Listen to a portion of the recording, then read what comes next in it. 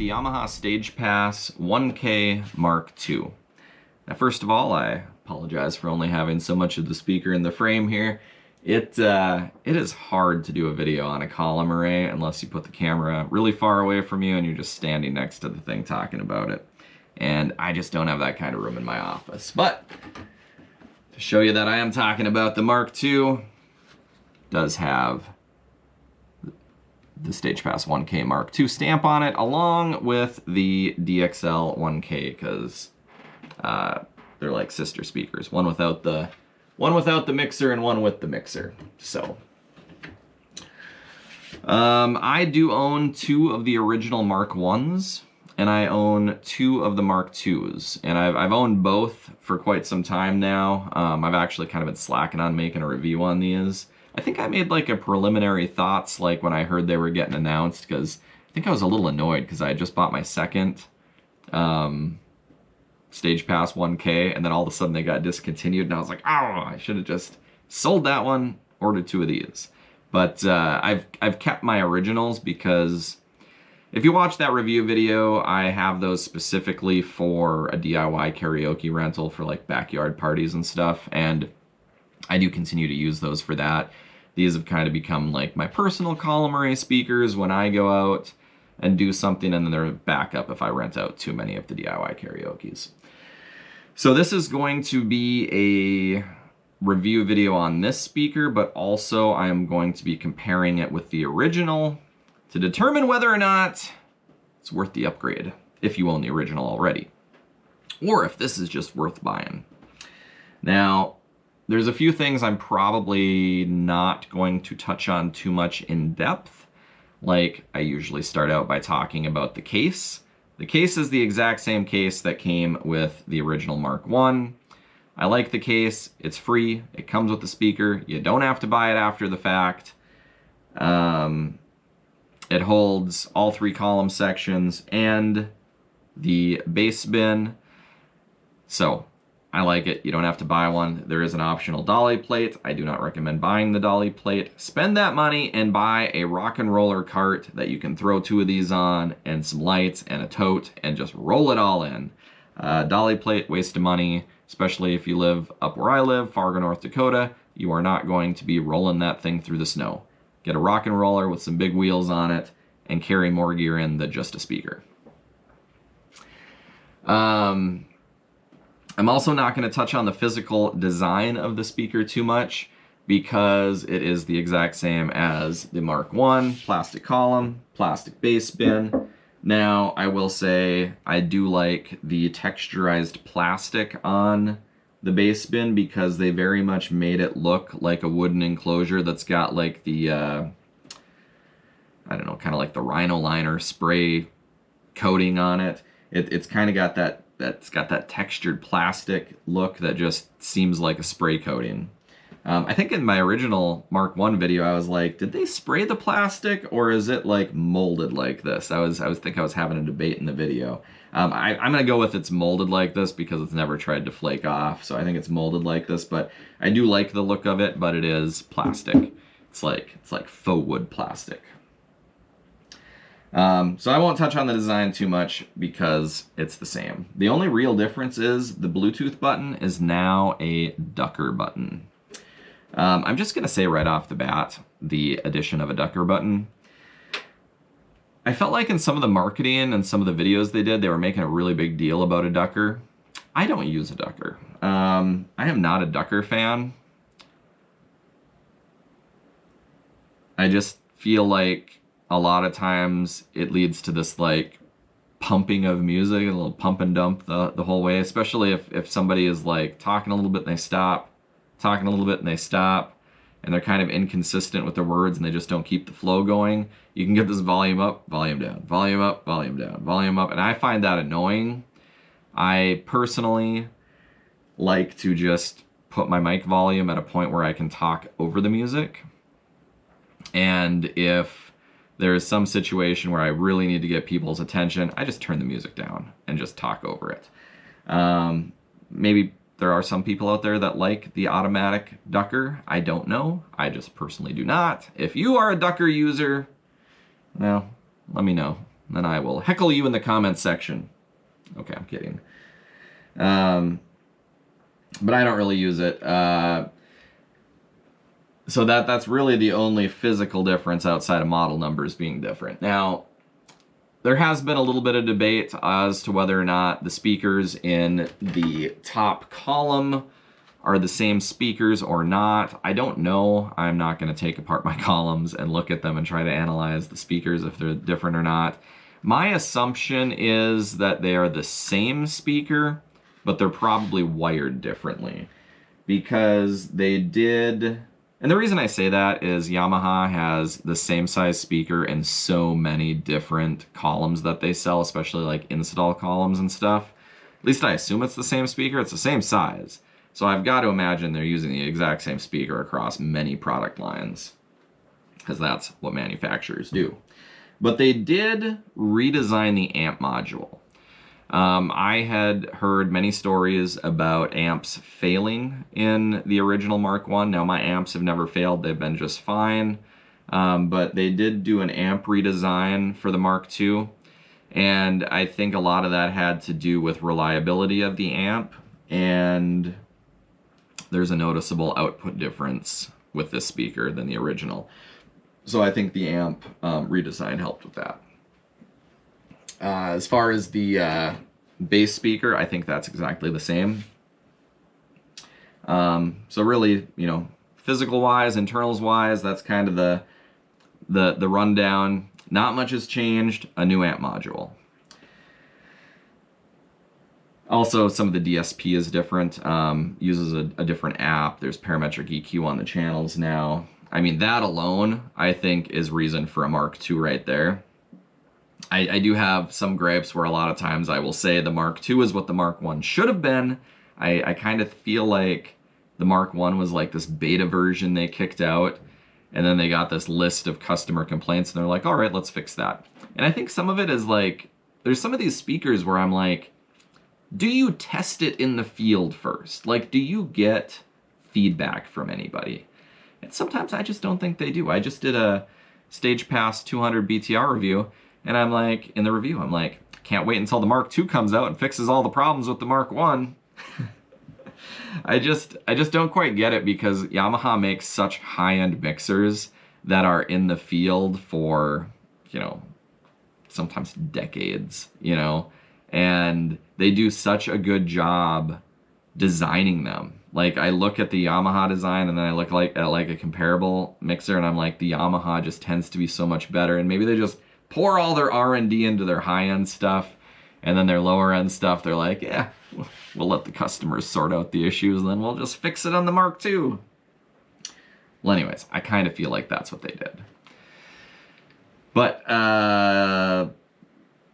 that's about it for the physical rundown of it. The DSP, definitely a nice upgrade, having the parametric EQ in there. I have used it for different things. If you're having this in a conference room, it's really nice to be able to notch out a feedback frequency here and there. And so I do like that. Now, the next part is the sound, which it's a speaker. That's what it does. It outputs sound. That is going to be the main difference, I feel like, between the Mark I and the Mark II, and whether or not you should buy the Mark II, is just sound output. The Mark I, 119 dB SPL, 125 dB SPL in this guy. And what does that mean? In general, they say 10 dB is roughly a doubling of sound to the human ear. So if you've got a 6 decibel bump in sound output, it's going to be noticeable.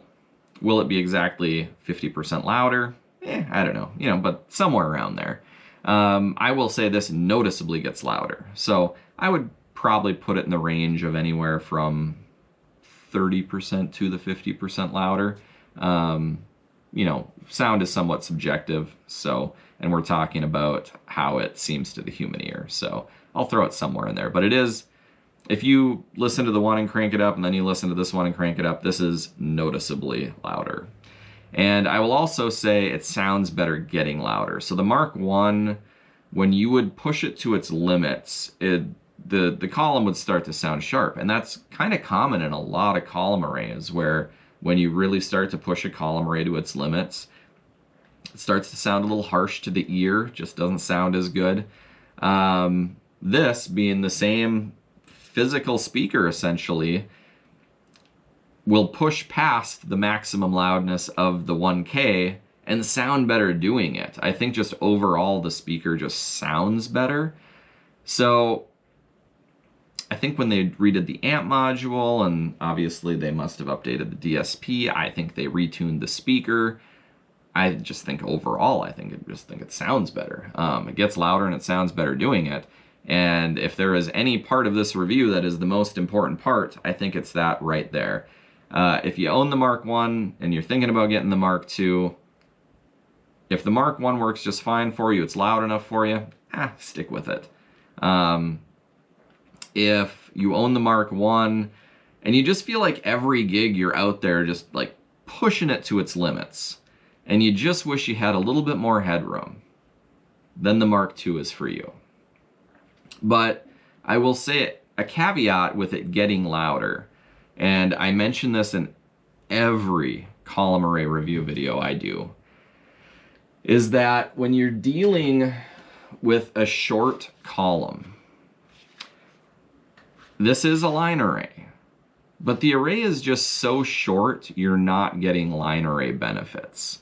So you're really not getting that focused projection of a real line array.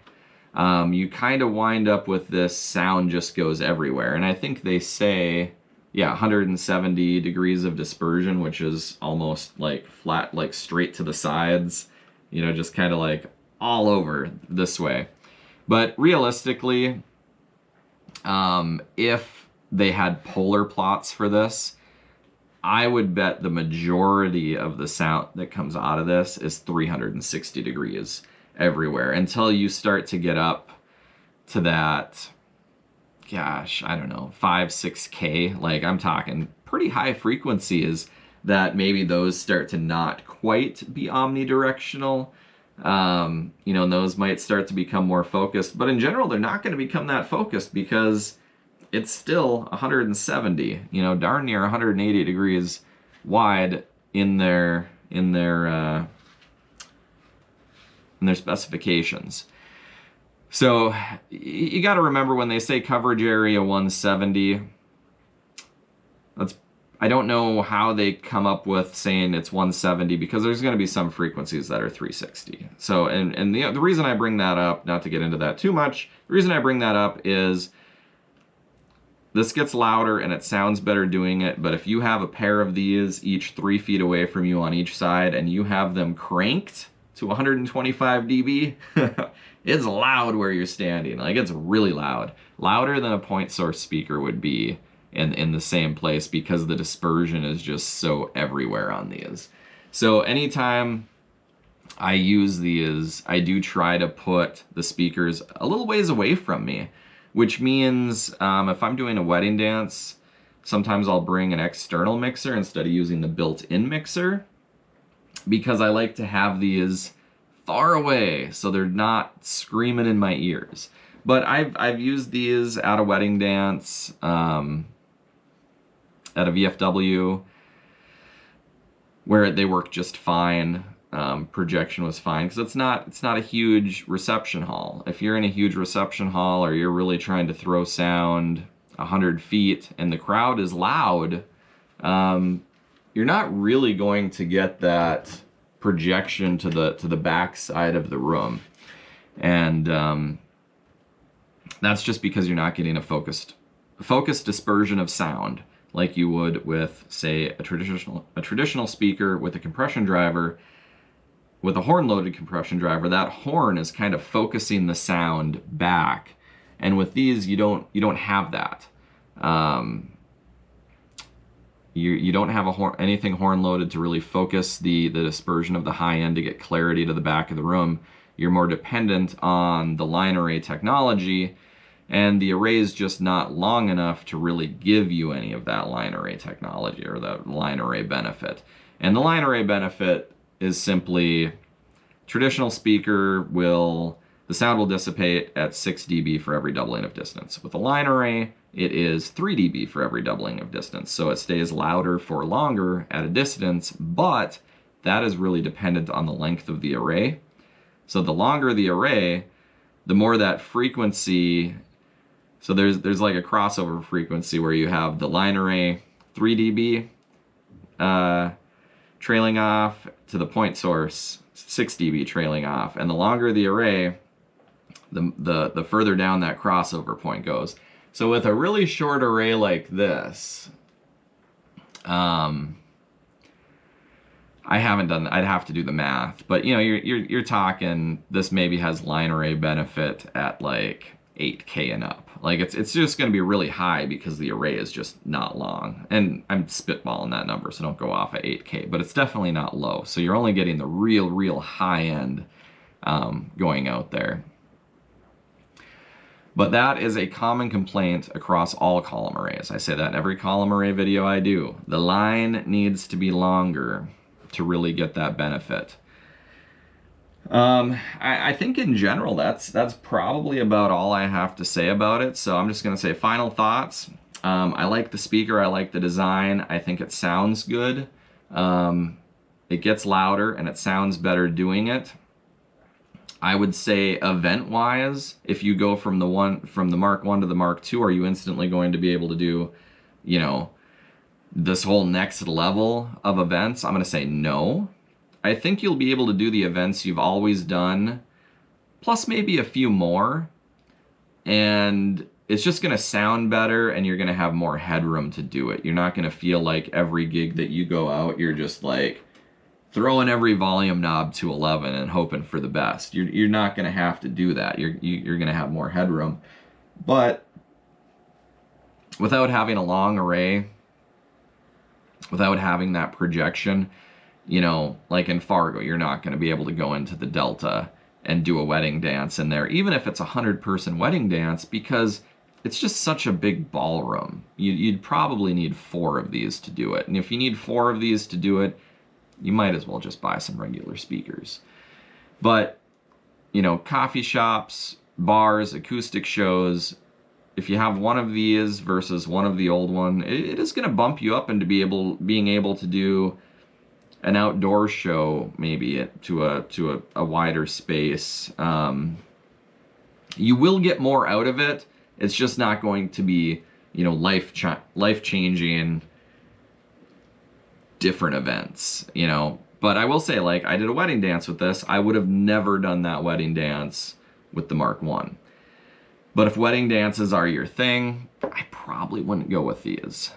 Just because, unless you're in a small town where you're always in the same venue over and over again that's small, but there's just such a wide variety of venues in Fargo that you couldn't use this at all of them. So if you need that one speaker where you can do every venue, this isn't the speaker for you.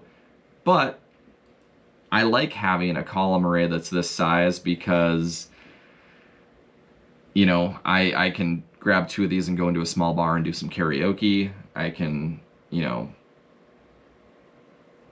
I like having the option of not always bringing, you know, 2 12-inch speakers somewhere with stands. I like having the option to like just plug into this mixer and just make my life easier on some of the small gigs where I'm maybe not getting paid as much.